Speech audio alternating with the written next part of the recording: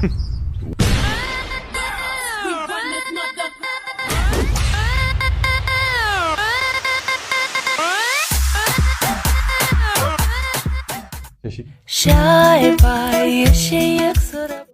заход үшін бірінші кірген кезде екеуі де еніңізді тересіз. Одан кейін пароль қоясыз сразу. жаутаңдаған жанарым күндей күлсін. Бауырсақ жемеппін, оны кешірім сұрайын. Осы дейін хотя бы басамын да. Бауырсақты өзің істедің бе? Сен өзің істедің бе? Мен пісірем деп айттым ғой өзім. Мен Алматыдан алдым, ал Өмірбек ағай қайдан алғанын өзі айтсын. Осы орайды пайдалана отырып, мен Тұрарбек деген досыма туған күнімен шын жүректен құттықтаймын. Ассалаумағалейкум құрметті көрермендер. Бүгін сіздермен бірге мектебіміздің жаңа авторлық жобасы Талқылайық шоуы. Бұл шоуда біздерге харизмасы ұрып тұрған және ең белсенді, ең мықты оқушылар мен оның ұстаздары қонаққа келеді. Ендеше ыстық шай мен ыстық әңгімеге кірсейік. Өскен жерге ұям, бәрінен биік бағасы. Ал бүгінгі шығарылымның қонақтарын қошеметпен қарсы алайық. 6 сыныптар арасында өткен Алтын Сақа аудандық олимпиадасының жүлделі орын иегері Базарбай Алтынбек және оның жетекшісі Абылханов Өмірбек.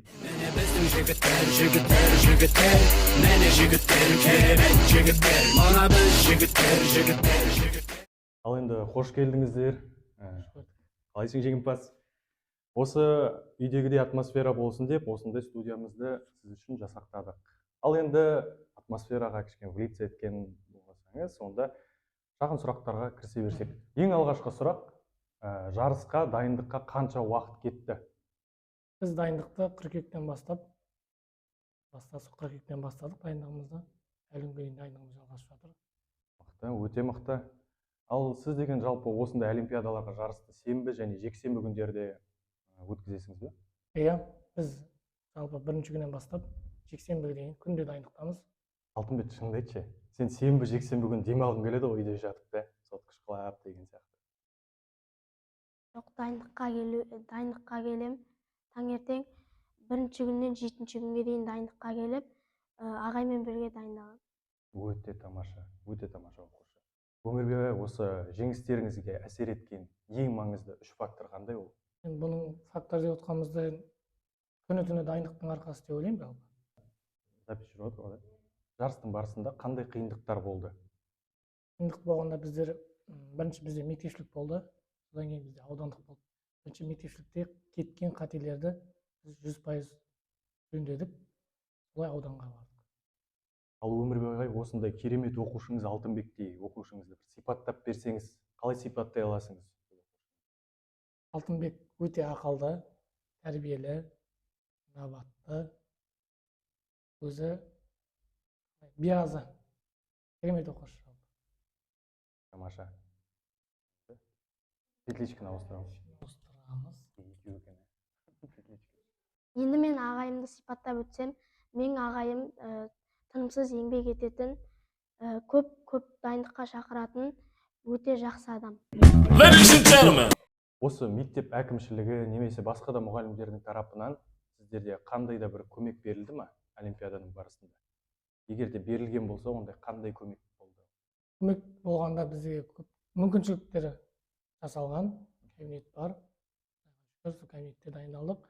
Және де бізде математик апай ағайлар бар, солардың да қолдауы өте жоғары болды. Мен ол кісілерге де алғысымды айтамын.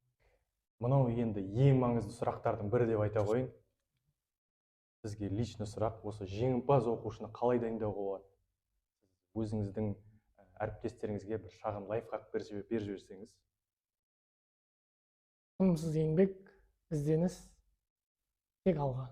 Ал ендігі сұрақтың жауабы, мектеп әкімшілікке құлақтарына алтын сырға, осы жеңімпаздарды қалай күтіп алған дұрыс?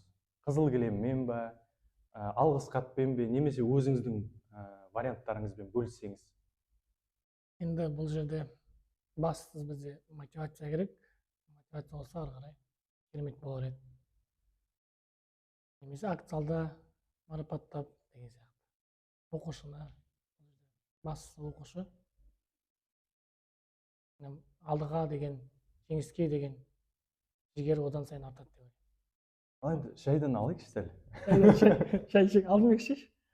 Шай ішілмей Бәрі қалды, сен суық арқаңнан. шай. Шайың жақсы екен. Ал Алтынбек, сен жалпы осындай жарыста мықты деңгейге жету үшін қандай платформа арқылы дайындалдың? Дайындық қандай болды, соны ашығырақ айтып берсең. Мен дарын кездетпен және алтын сақаның алдыңғы жылғы және қазіргі облыстық, аудандық барлық кезеңдеріне ағаймен бірге дайындалдым. Алтынбек, сен көріп тұрмын, белсенді оқушысың. Егер де басқа мұғалімдер тарапынан ұсыныс келіп жатса, олимпиадаға қатысып берші десе, онда солармен қатысасың ба? Ағайың сатып кетіп. Әлде тек ағаймен ары қарай жарыстарға қатысып жүре бересің ба? Тек ағаймен ары қарата жарыстарға қатысып жүре беремін. Ағай довольныйсың. Ал Алтынбек, сенің бұйырса болашақ жоспарларың қандай? Енді дайындықты күшейтіп, республикаға өтуге тырысамын. Ал енді Алтынбек, саған осындай сұрақ қойса, қазақ тілінен саған олимпиадаға қатысып беру керек. Егер ол олимпиаданы ұтса, саған престижный универден грант бөлінетін болады. Ал екінші таңдау бойынша сен Өмірбек ағаймен до конца қалып, олимпиадаға қатысасың. Бірақ ешқандай грант жоқ. Нені таңдайсың? Өмірбек ағаймен бірге до конца соңына дейін қатысамын.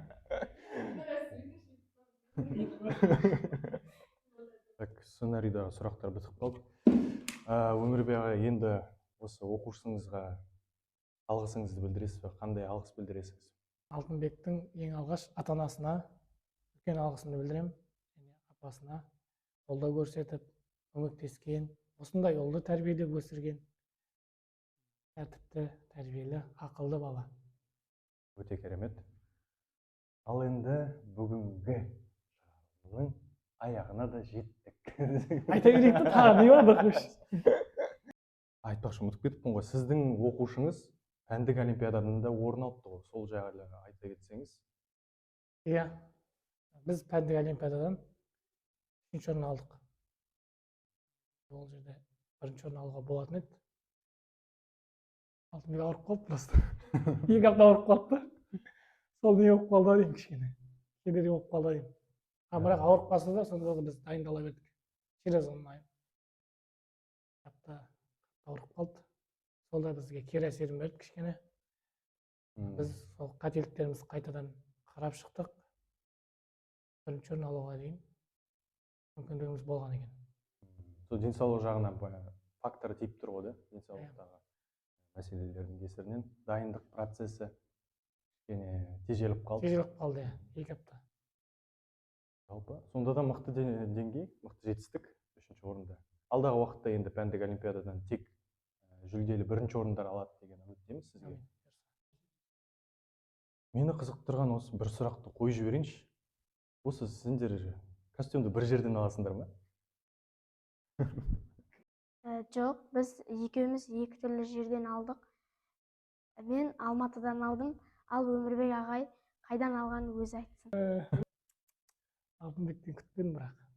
Енді мен қай жақтан алдым мен? Ақтаудан алдым ғой мен. Ұқсайды екен бірақ шынымен, Качествосы күшті екен, хлопок та. Алтынбек, сен басқа да хоббиларың бар шығар, сонымен бөлісе кет. Мен бос уақытымда есеп шығарғанды және футбол ойнағанды жақсы көремін. Футбол деген керемет спорт. Футболдан қандай да бір жетістіктерге жетіп жатсың ба? Мен футболды тек әуесқой түрде ғана ойнаймын. Тамаша. Алтынбек, осы қандай командаға жанкүйерсің сен? Мен Реал Мадрид командасына жанкүйермін. Бұл командада қандай спортшы сенің фаворитің былайша айтқанда? Килиан Эмбаппе, Винисиус Джуниор және тағы басқалар. Осы Алматыға сол реалдықтар келген кезде бардың ба сен ойын қарауға? Жоқ, бара алмадым. Мен 1-ші орын алсам, ағай апарам деп айтып еді, бірақ мен 1-ші орын алам дегенше Реал Мадрид кетіп қалды. Өте өкінішті.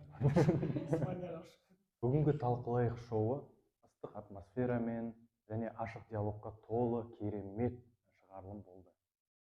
Ал енді құрметті қонақтар, сізді келгендеріңізге көп рахмет, уақыт тауып келгендеріңізге. Саған да рахмет, Алтынбек.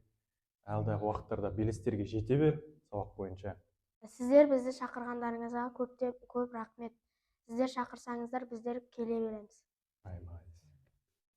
Ал сіздер көрермендер, біздің шоуымыздың келесі шығарылымын жіберіп алмаңыздар.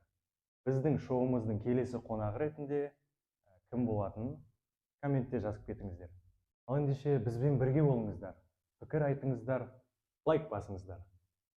Келесі кездескенше.